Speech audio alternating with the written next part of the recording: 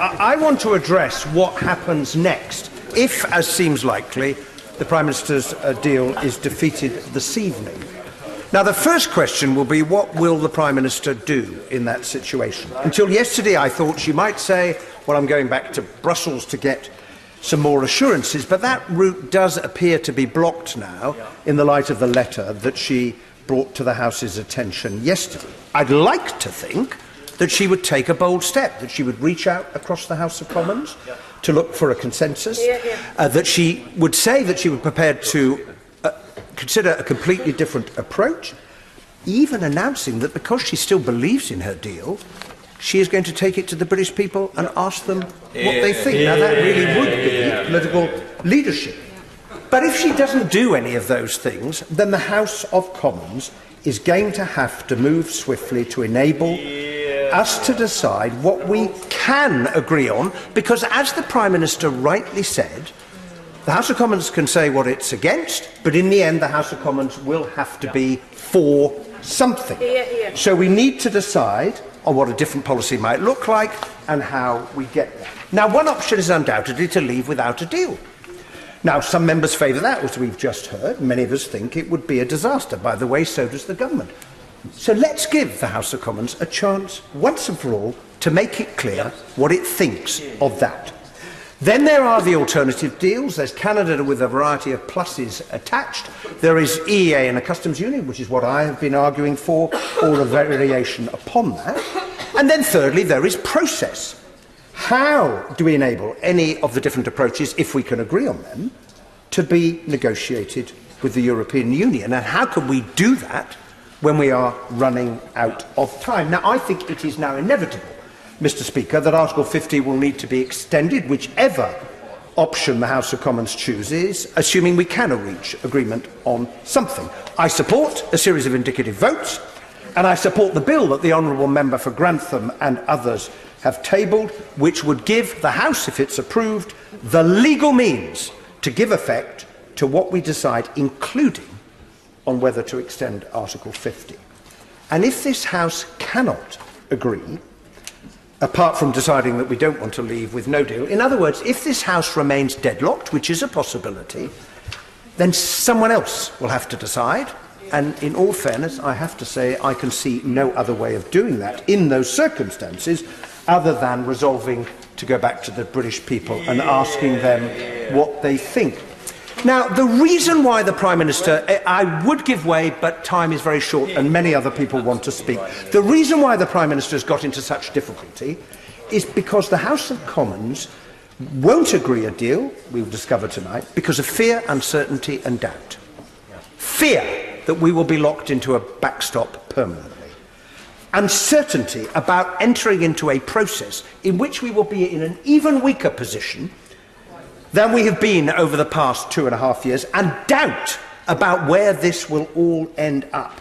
In an age, as the Father of the House so eloquently put it, where it is the quality of the alliances that you have that determine the ability to influence what happens in the world in the interests of the people that we represent.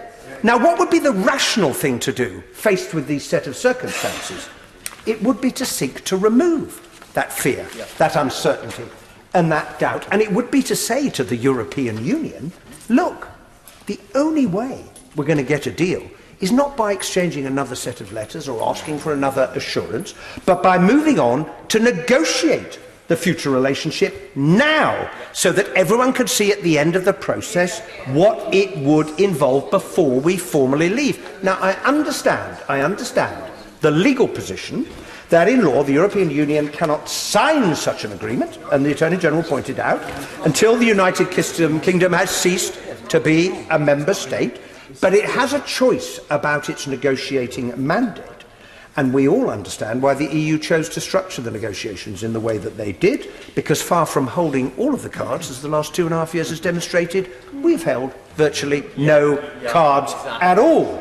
But if we were able to negotiate more detail on the future relationship, and it would be challenging for the EU, it would be very challenging for the government, because it would finally have to confront the choices it's been steadfastly avoiding over the last 2.5 years.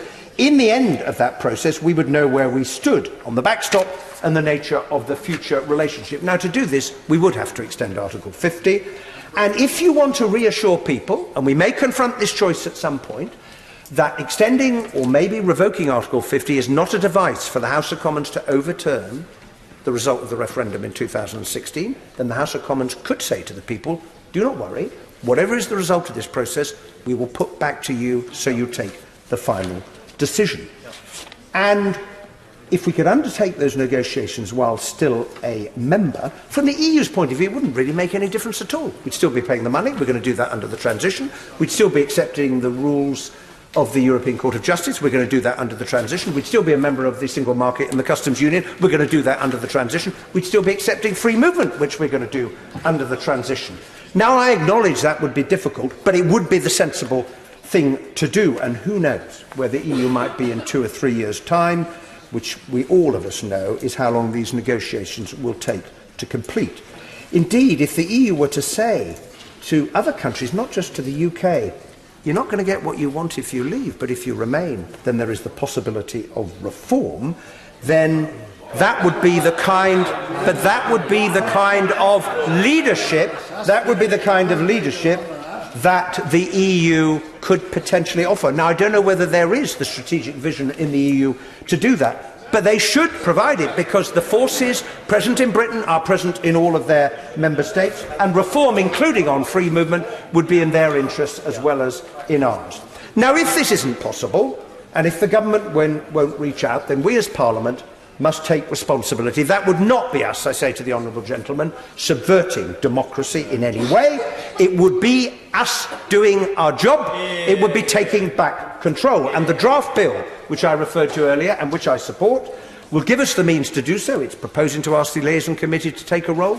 It could be amended to give that responsibility elsewhere. On that issue. I'm going to conclude my remarks, which the House of Commons in the end will have a chance to vote upon. Now, in conclusion, Mr. Speaker, the referendum result came as a shock to many in this House, but it did not come as a shock to those who voted leave. It was a cry of anguish as the EU became the lightning conductor for the feelings of 17.4 million people about the change they've seen in their communities, the disappearance of well-paid jobs, the shrinking of opportunities, and let's be honest, above all, about our collective failure to share the prosperity of this, the 6th richest economy in the world, with all of our citizens. But it will not be solved by a damaging Brexit.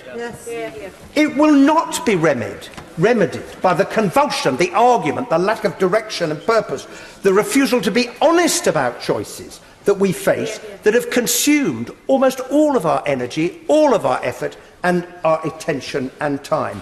And we cannot let this carry on for the next 5 years. We owe it to our constituents to tell the truth. We owe it to ourselves to do the right thing. And in rejecting the deal today, as we should, we must show, as parliamentarians of all parties and all views, that we are, after the vote tonight, capable of coming together to listen, to compromise in the interests of the people we come here to serve.